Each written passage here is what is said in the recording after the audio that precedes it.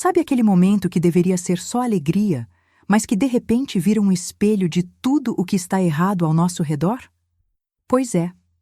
No meu aniversário de 75 anos, eu ouvi, escondida atrás da porta da cozinha, a frase mais cruel que uma mulher pode escutar: espero que ela morra logo.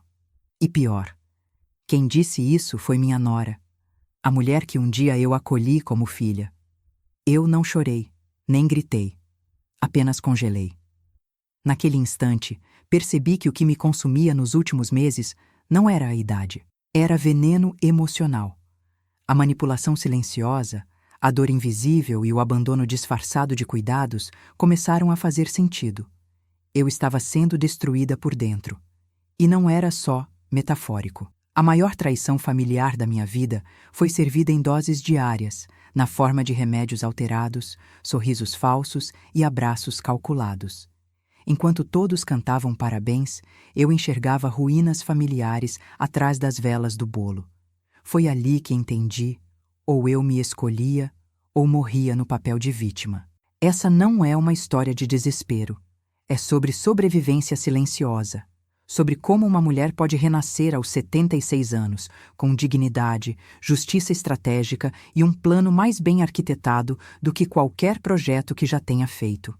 Porque sim, eu sou arquiteta. E dessa vez, o projeto era a minha própria vida. Hoje, quero compartilhar tudo com você. Porque talvez, assim como eu, você esteja sorrindo enquanto apodrece por dentro. Talvez alguém ao seu lado esteja usando uma máscara de cuidado, enquanto prepara lentamente a sua queda. Se for o seu caso, você precisa ouvir essa história até o fim. Aqui, você vai conhecer a história de como transformei minha casa em um legado, de como usei um jantar como palco de revelação, e de como a justiça pode ser tardia, mas nunca falha. Você não vai sair dessa história como entrou. Então, respira fundo e vem comigo. O dia amanheceu com aquele silêncio estranho, como se o mundo soubesse o que eu ainda não sabia. A mesa do café estava posta, as flores em tons pastéis, e um bolo simples com glacê branco esperava no canto. Meus 75 anos chegavam como uma conquista, mas também como um alerta sussurrado pela alma. Eu sentia que algo estava fora do lugar, mas ainda não conseguia nomear. Meus filhos chegaram mais tarde do que o habitual. Meu neto me deu um abraço apressado, e minha nora, minha nora, estava mais atenciosa do que nunca. Me ofereceu chá de camomila, ajeitou minha manta, elogiou minha força. Mas havia um brilho frio nos olhos dela, um cuidado que mais parecia controle. Fiquei sentada na poltrona da sala, com a manta sobre os joelhos e os olhos fixos na lareira apagada. Lá fora, o sol entrava tímido pela janela, e dentro de mim, uma névoa densa se formava. A dor nas articulações já era rotina, mas nos últimos meses, algo diferente me consumia. Um cansaço que não passava com repouso. Quando me levantei para ir ao banheiro, ouvi vozes vindo da cozinha. Me aproximei sem fazer barulho. A porta entreaberta permitia ver minha nora e meu filho conversando baixo. Foi quando ela disse, com um tom ácido e risonho: "Espero que ela morra logo. A gente não pode mais esperar tanto." Naquele instante, minha alma pareceu despencar num poço gelado. O tempo parou. Eu tive vontade de entrar gritando, exigir explicações. Mas alguma coisa dentro de mim pediu silêncio.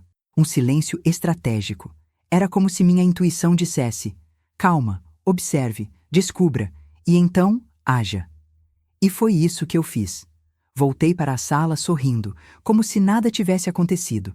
Fingi surpresa ao ver o bolo, agradeci pelos parabéns, cortei a primeira fatia. Cada gesto meu ali foi uma máscara, de fragilidade, de confiança, de carinho, mas por dentro eu estava contando segundos e refazendo planos. Eu não ia morrer, não daquele jeito. Naquela noite, deitada na cama, olhei para o teto como se fosse o céu da minha nova vida. Uma vida que ainda não tinha forma, mas que precisava nascer dali.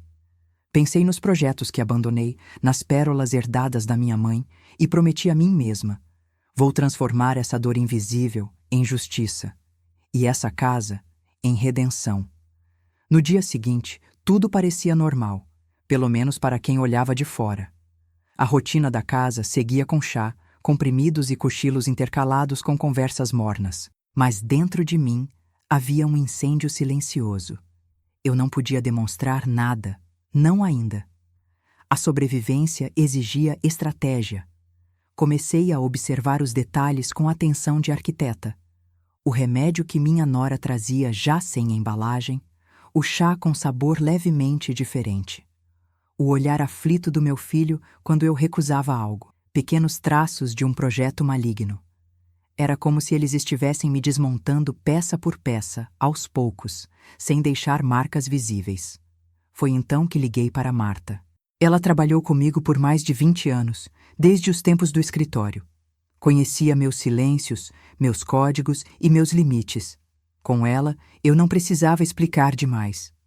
Bastava uma frase com voz baixa e pausas longas. Quando ela ouviu meu pedido para tomar um café, veio na mesma tarde. Sentamos na cozinha, onde tantas vezes dividimos sonhos e esboços de projetos. Mas dessa vez, o projeto era outro. Contei parte do que ouvi, testei o terreno e ela logo entendeu. Quer que eu fique por perto, né? Balancei a cabeça. Ela segurou minha mão com firmeza. Tô com você, do começo ao fim. Foi a primeira luz que se acendeu. A partir dali, iniciei o jogo do disfarce. Continuava sorrindo para minha nora, agradecia cada xícara de chá, elogiava seu empenho com a casa. Quanto mais ela acreditava estar no controle, mais liberdade eu tinha para me mover nos bastidores. Era como desenhar uma armadilha arquitetada com precisão milimétrica. As noites se tornaram minhas aliadas. Quando todos dormiam, eu vasculhava a despensa, anotava rótulos, escondia pílulas e começava a registrar tudo em um caderno que ficava dentro de um livro falso. Era o meu diário de guerra. Eu sabia que a justiça não viria sozinha. Ela teria que ser provocada, planejada, construída. Foi nesse ponto que deixei de ser vítima. A dor ainda estava ali, claro. Mas eu estava em movimento. Me recusei a definhar como sombra do que fui. E mesmo que o veneno ainda circulasse em mim, o antídoto começava a nascer. Em forma de decisão, de coragem, de aliança verdadeira. E ali, decidi que ia reencontrar meu passado. Na semana seguinte, entrei em contato com alguém que não via há quase 3 décadas. Victor. Ele foi meu grande amor da juventude e, por um tempo, também meu parceiro de arquitetura. Tínhamos nos afastado por caminhos diferentes, mas nunca deixamos de nos admirar. E naquele momento, eu precisava de alguém que visse além da minha fragilidade. Mandei uma mensagem curta, quase formal, mas com aquele tom que só os antigos reconhecem. Victor, estou enfrentando algo delicado. Precisamos conversar. Em menos de 2 horas, ele me respondeu. Combinamos de nos encontrar no escritório antigo, aquele mesmo que projetamos juntos. Só de pensar, meu coração já se sentia mais firme. Quando ele me viu, seus olhos marejaram. Caroline, o que fizeram com você? Eu sorri, mesmo cansada. Ainda não fizeram tudo o que queriam, e é por isso que te chamei.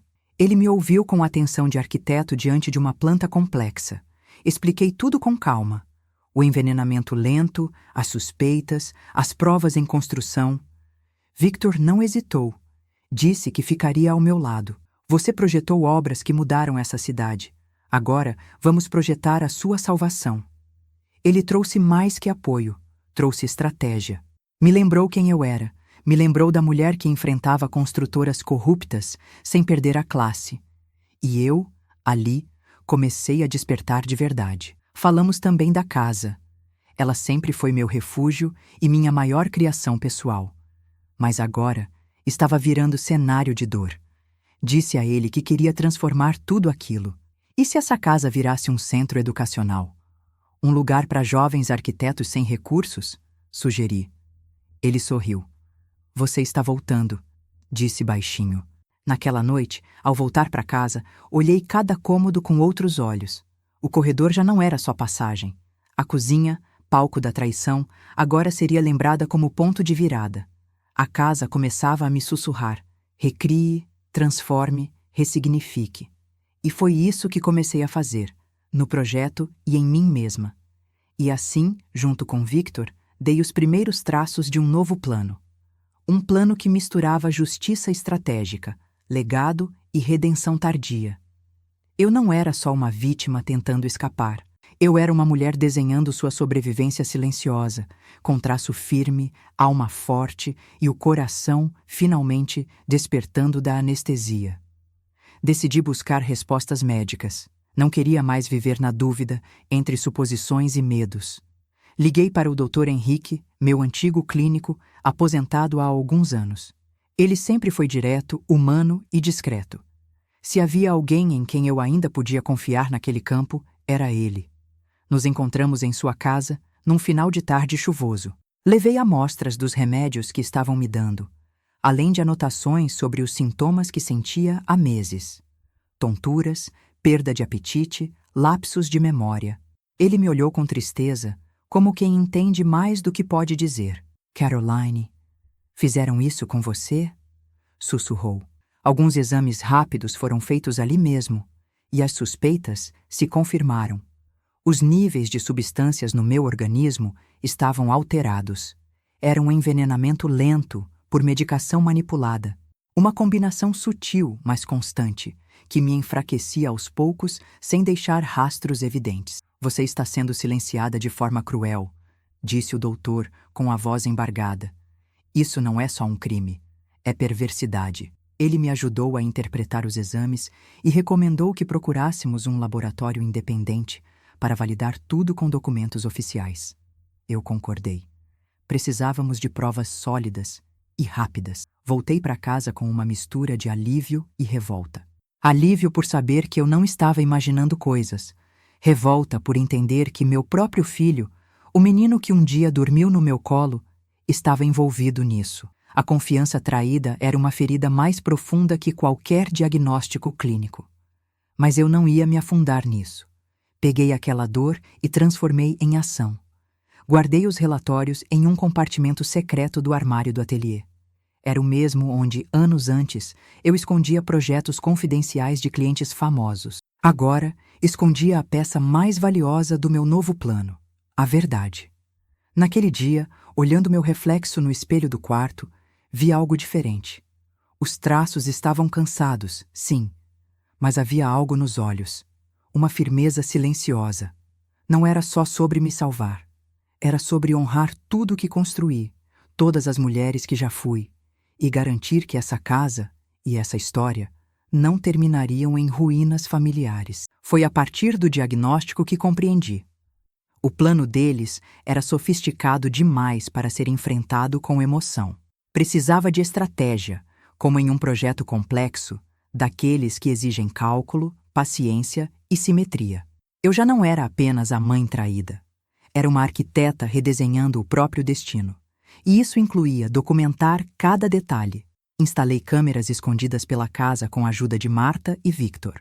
Nada invasivo, mas suficiente para registrar movimentos na cozinha, na despensa, nos corredores. Também passei a gravar áudios discretamente, com um pequeno gravador preso ao meu roupão. Era como construir uma linha do tempo invisível, uma onde as peças se encaixariam perfeitamente no momento certo. Pedi a Marta que passasse a observar as entregas de farmácia, os horários da medicação, os gestos da nora. Ela se tornou meus olhos onde eu não podia estar. Anotava tudo em códigos, como nos tempos em que gerenciávamos canteiros de obra. A diferença é que, agora, o terreno era minha própria casa, e o que estava em jogo era minha vida. Fingi fraqueza, simulei esquecimentos, deixei objetos caírem no chão como se estivesse piorando. A cada suspiro fingido, ganhava mais confiança deles. Era doloroso interpretar a própria decadência, mas eu sabia. Era preciso que eles acreditassem no sucesso do plano. Só assim eu teria tempo para concluir o meu. Enquanto isso, comecei a visitar discretamente instituições sociais ligadas à arquitetura. Conheci jovens talentos sem recursos, histórias de superação, sonhos engavetados por falta de oportunidades. A ideia da fundação tomava forma. Eu não queria apenas punir meus algozes.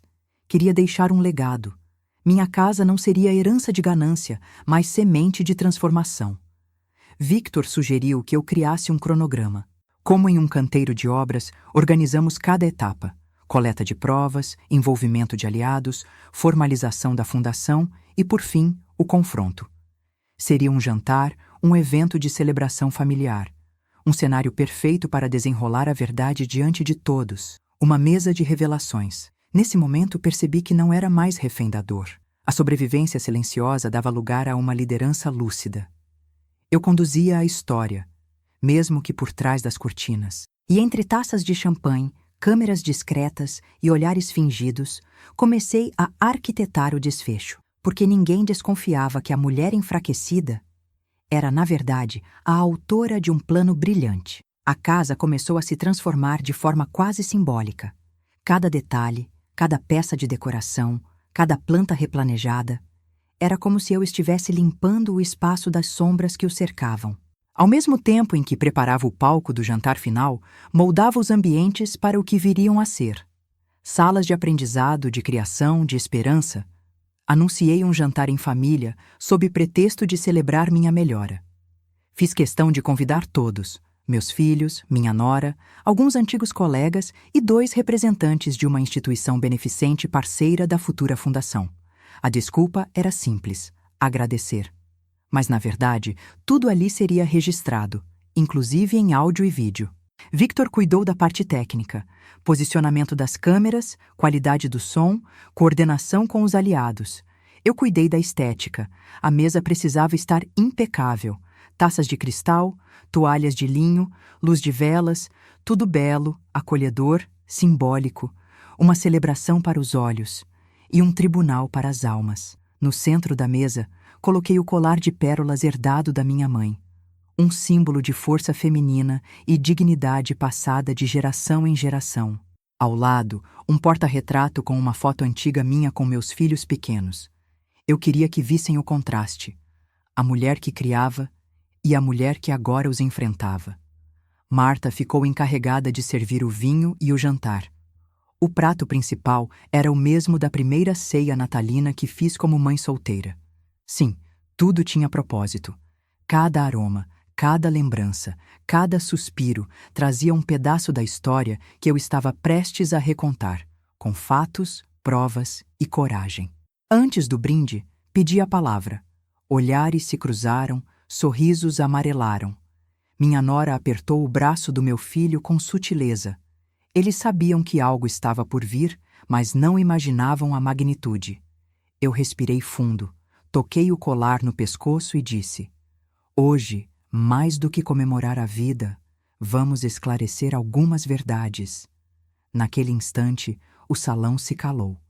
Eu sabia que dali em diante não haveria volta. Mas também sabia: aquela mesa de jantar não era só um local de refeição. Era o centro da minha justiça estratégica. E eu estava pronta para servir, não o prato principal, mas a verdade em sua forma mais crua e reveladora. Depois da minha fala inicial, houve um silêncio desconfortável. Alguns convidados riram, nervosos. Outros disfarçaram, mexendo nas taças. Meu filho tentou suavizar. Acho que a mamãe exagerou na emoção hoje, né? Mas eu não sorri. Apenas olhei para a câmera disfarçada na luminária e comecei a narrar os últimos meses. Relatei os sintomas estranhos, os exames, os remédios adulterados. Mostrei cópias dos laudos médicos e os vídeos das trocas suspeitas feitas por minha nora na cozinha. Cada prova era como um tijolo sendo colocado no alicerce da verdade.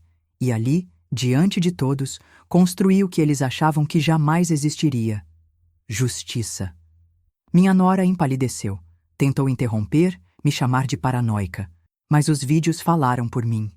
As gravações mostravam frases ditas em sussurros, olhares combinados, manipulações silenciosas. Era como assistir a um filme de traição familiar. Só que dessa vez, a vítima era a diretora do próprio roteiro. Victor entregou um pendrive aos representantes da fundação. Essas são as evidências que mostram por que essa casa precisa mudar de mãos. O impacto foi imediato. Meus colegas de profissão me olharam com respeito, alguns com lágrimas nos olhos. Minha história não era só sobre envenenamento, era sobre resistência. Meu filho tentou sair, mas Marta bloqueou a porta com calma. Ela não gritou, Apenas disse: "A senhora merece ser ouvida até o fim." Ali, percebi o quanto uma rede de apoio verdadeira pode ser mais poderosa do que qualquer laço de sangue. As relações abusivas estavam ruindo e no lugar surgia algo novo: força coletiva. Quando terminei, levantei a taça de champanhe, não em celebração, mas em libertação. Agradeço a todos pela presença. Hoje essa casa deixa de ser prisão para se tornar projeto. O legado que eles tentaram destruir vai inspirar gerações. O brinde ecoou como um sino de recomeço, e ninguém ali jamais esqueceria aquela noite. Depois, sentei-me sozinha por alguns minutos. Olhei a mesa desfeita, as taças vazias, as pérolas sobre a toalha. E senti algo que não experimentava havia muito tempo: paz. A dor invisível ainda existia, mas agora ela vinha acompanhada de sentido. Eu havia sobrevivido. E mais do que isso, havia vencido com dignidade. 2 dias após o jantar, as provas foram oficialmente entregues às autoridades. Em silêncio, como sempre fiz, acompanhei os trâmites iniciais. Meu filho e minha nora foram intimados para depor. A denúncia era grave: tentativa de homicídio qualificado. O veneno agora estava nos autos, e não mais nas minhas veias. Victor contratou um advogado experiente para me orientar. Tudo foi feito com discrição e firmeza. Em poucas semanas, as investigações avançaram com força. As evidências falavam por si. Os vídeos, os áudios, os laudos médicos. Cada peça do quebra-cabeça estava encaixada. E, finalmente, as máscaras começaram a cair. Meu filho tentou alegar que não sabia de nada, que era a esposa quem controlava os remédios, mas as conversas gravadas mostravam o contrário. A justiça não precisava mais de testemunhos. Os fatos estavam diante de todos. Foi estranho vê-lo naquele papel. O menino que eu embalei no colo, agora escoltado pela polícia. Minha nora, por outro lado, desmoronou. Tentou negociar, chantagear emocionalmente, se fazer de vítima, mas a manipulação silenciosa não tinha mais espaço. As palavras que ela disse no dia do meu aniversário agora estavam registradas. Não eram apenas cruéis. Eram provas de intenção. A justiça foi lenta, mas certeira. Enquanto o processo seguia, dei início às reformas na casa. Cada parede que caía, cada móvel doado, representava um ciclo que se encerrava. A fundação começou a tomar forma. Jovens arquitetos, bolsistas, professores voluntários, todos começaram a chegar. O que antes era símbolo de abandono na velhice, virou celeiro de futuros brilhantes. A mídia quis cobrir o caso, mas eu recusei. Não queria ser vista como vítima, nem como mártir. Queria apenas reconstruir, com dignidade, com propósito, com liberdade. E, acima de tudo, com a paz de quem escolheu não revidar com ódio, mas com construção. Era a minha forma de vingança: transformar ruínas familiares em alicerces de esperança. Revi cada detalhe da minha trajetória. As lutas, os projetos, os tropeços. Percebi que não havia sido em vão. A fundação não era só um prédio. Era meu recomeço após a dor. E ali, entre traços de novas vidas, compreendi: mesmo os venenos mais lentos podem ser curados, quando a alma escolhe se reconstruir. Aos 76 anos, eu me reinventava. Não como um retorno ao passado, mas como um florescer tardio. As mãos que antes desenhavam estruturas para os outros, agora traçavam meu próprio caminho. Voltei a dar aulas, participei de congressos, fui convidada a falar sobre arquitetura e resistência feminina. 2 temas que agora caminhavam juntos. Meus cabelos brancos, antes escondidos sob tinturas discretas, agora brilhavam com orgulho. Cada ruga contava uma história. E a dor, aquela que antes me silenciava, virou matéria-prima de conversas transformadoras. Jovens que mal sabiam quem eu era, sentavam comigo para aprender. Não apenas sobre projetos, mas sobre coragem. A casa, completamente renovada, recebeu o nome de Fundação Clara Luz, uma homenagem à minha mãe, que dizia que a luz verdadeira nunca se apaga, mesmo nas sombras. Clara era seu nome. Luz, sua essência. E agora, esse legado iluminava novos caminhos, novos sonhos, novos futuros. Transformei meu antigo ateliê num espaço criativo para mulheres acima de 60 anos. Ali, compartilhávamos experiências, dores, receitas e reinvenções. Era um lugar onde a idade era celebrada, não lamentada. Onde sobreviventes silenciosas se tornavam vozes ativas, e onde cada uma redescobria sua dignidade. Victor seguiu ao meu lado, agora com mais leveza. Nunca falamos em retomar um romance. Nosso vínculo era outro, parceria profunda, sem pressa, sem cobrança. Um amor antigo, reencontrado no tempo certo. Ele me olhava com respeito renovado, e eu o via como aquele que me lembrou quem eu era quando quase esqueci. As pérolas da minha mãe agora ficavam expostas em uma redoma na entrada da fundação. Não mais escondidas, não mais esquecidas. Tornaram-se símbolo da força que resiste, que permanece. Cada visitante que passava por ali entendia. Aquele colar já foi promessa, dor, e agora era memória de superação. Redesenhar a vida depois dos 70 não é utopia. É escolha, é resistência, é um traço firme sobre uma página em branco. E foi nesse traço que reencontrei a mulher que quase deixei para trás.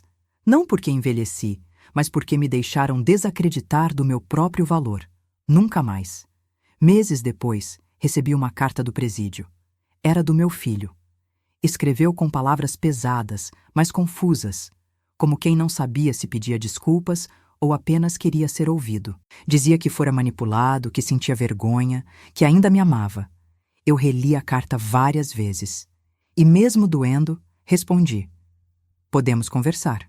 O encontro foi marcado em uma sala fria e silenciosa. Quando ele entrou, senti um nó na garganta.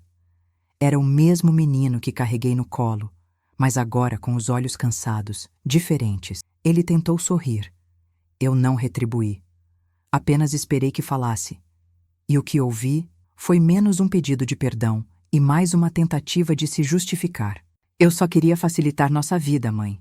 Ela dizia que ia cuidar de tudo, que você já tinha vivido o bastante. As palavras vinham com esforço, mas sem arrependimento pleno. Ele não chorou. Eu também não. Fiquei ali, ouvindo, como quem observa um edifício desabar, devagar, mas sem chances de reconstrução. Falei pouco. Disse que não desejava vingança, mas que justiça era necessária. Que amor sem respeito não se sustenta. Que confiança, quando quebrada, não volta ao formato original. E que o laço entre nós estava desfeito. Você é meu filho biológico, mas família, para mim, é quem cuida, e você escolheu não cuidar. Levantei-me, ajeitei meu casaco e me preparei para sair. Ele me chamou. Você ainda me ama? Virei devagar e respondi. Hoje eu escolho me amar primeiro. Foi a frase mais difícil que já disse, mas também a mais libertadora. Não havia ódio, havia fim, e com ele a chance de seguir em paz. Ao sair, respirei o ar gelado com um alívio estranho. O peso que carreguei por anos parecia ter ficado ali, entre aquelas paredes cinzas. Caminhei até o carro com passos firmes, e pela primeira vez em muito tempo me senti inteira. Não pela ausência da dor, mas pela presença da minha própria escolha. Algumas pessoas dizem que perdoar é esquecer. Eu não concordo. Perdoar é lembrar, sem se prender. É olhar para trás e entender que aquilo aconteceu, mas que não define quem você é agora. E foi com essa certeza que deixei o passado naquele presídio. Eu tinha uma vida nova esperando por mim. E dessa vez, era só minha. Se você chegou até aqui, talvez algo dentro de você também esteja gritando por mudança. Talvez exista uma dor invisível te consumindo aos poucos, ou uma relação que, aos olhos dos outros, parece cuidado, mas por dentro é puro veneno emocional. A verdade é que muitas vezes a gente demora a enxergar o quanto está sendo ferida por quem mais deveria nos proteger. Essa história não é sobre rancor. É sobre recomeço com dignidade. Sobre entender que você não precisa aceitar o abandono só porque envelheceu. Que laços de sangue não são desculpa para vínculos tóxicos. e que amar o outro não pode significar esquecer de si mesma. Caroline sobreviveu, e você também pode. Agora eu te pergunto, que parte da sua história ainda está sendo escrita com a tinta dos outros? O que você ainda aceita em nome da paz, mas que no fundo está te adoecendo? E se hoje fosse seu último aniversário, você se sentiria em paz com o que viveu? Ou ainda estaria esperando que alguém te enxergasse de verdade? Talvez hoje seja o momento de transformar sua dor em plano, seus silêncios em voz, sua casa interior em um novo projeto. Você não está sozinha.